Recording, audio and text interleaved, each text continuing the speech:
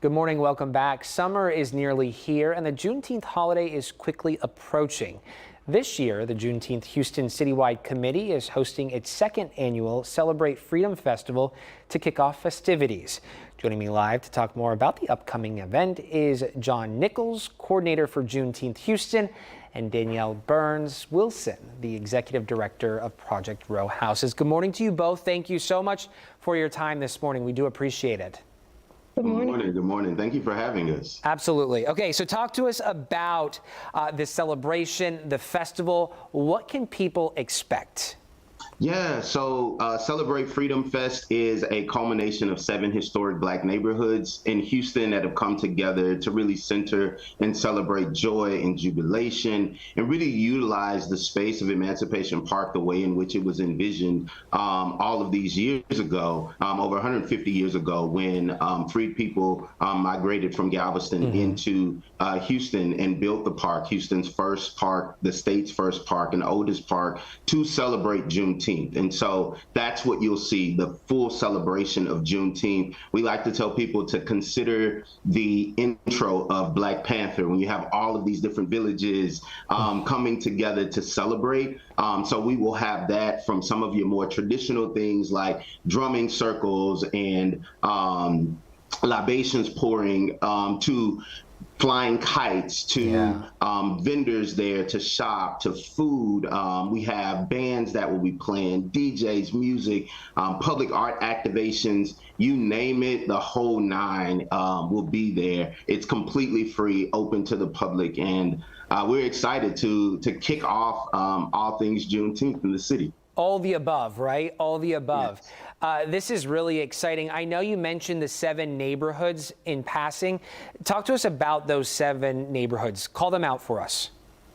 So sure, the 7 neighborhoods are 3rd Ward, 4th Ward, Sunnyside, South Park, Acres Homes, Independence Heights.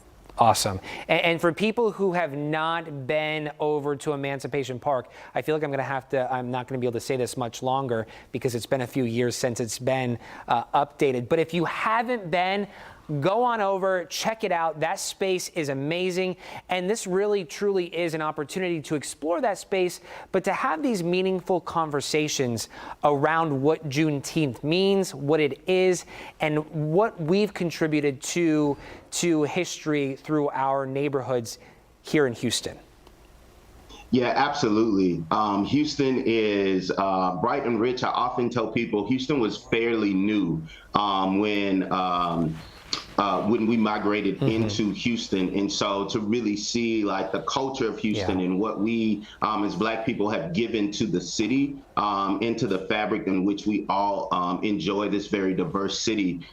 Emancipation Park is definitely one of those assets and those centers there. And so when we got together as a citywide collaborative, we said 2 things. One, that we wanted to have this event before Juneteenth because everybody celebrates Juneteenth in different ways. And so how do we create a space where we can all come together collectively to celebrate? And that secondly, it would be at the park because there would be no Juneteenth without Emancipation Park. Like the celebration, most of it really just centers there at the park. And so it's a wonderful opportunity to get to know the culture and the fabric of 3rd Ward and the cultural district there, but then also just meet your neighbors across the city. And so we'll have these 7, we call them villages, which are like the neighborhoods. And so they'll be there. So you get to meet your neighbors in 3rd Ward and 5th Ward and Acres Homes and all of these places, as well as just have some fun. Like the end of the day, we want you to have a good time. Yeah, and we're all Absolutely. And also like just highlighting the point, and John had already mentioned it, but Juneteenth is so important to this region of the country. Without the, what happened in Galveston, people traveling and migrating to Houston, there would be no Juneteenth. So I think that we should really honor that and also just remember that this is our holiday. Yeah. And 2, I think it's an opportunity for the greater community to come together and to learn, but to also to celebrate. I want to ask you before we wrap this up, it's been a pleasure talking with you both, but before we go, I want to ask you both the same question, and I want both of you to respond. And I don't know who wants to go first, John or Danielle, but in your own words, what does Juneteenth mean to you, and what does emancipation mean to you?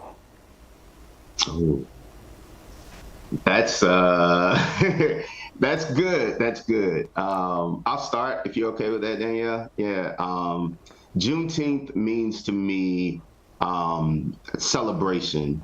Like I go back to just the park being the oldest park, the first park, and it was created specifically to enjoy and celebrate freedom. It was just for fun, just for leisure. And so Juneteenth for me means to be able to celebrate expansive joy and jubilee without anything else. Just happy, celebrating for the sake of celebration, and because we can be.